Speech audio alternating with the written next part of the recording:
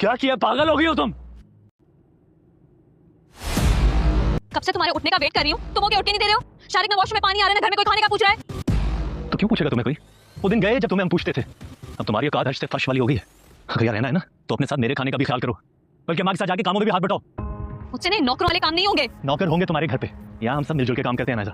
हाँ तो करते होंगे ना शारिक, मैं नहीं कर सकती। मुझे नहीं सुनना, समझ आई ना? और चौथा ना मुझे उठाने का, लौट गया।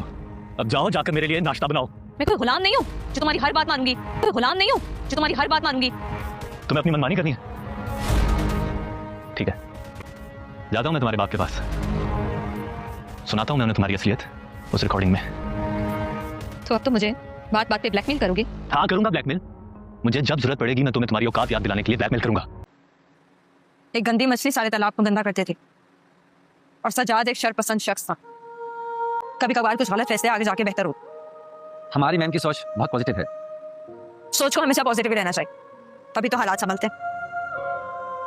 आप लोग यहाँ पर हसफन, जब सब कुछ ठीक हो गया था तो फिर गार्ड की क्या जरूरत थी? भले सब कुछ ठीक हो गया हो, फिर मैं तुम्हारी सिक्योरिटी पर कोई रिस्क नहीं लेना चाहता हूँ।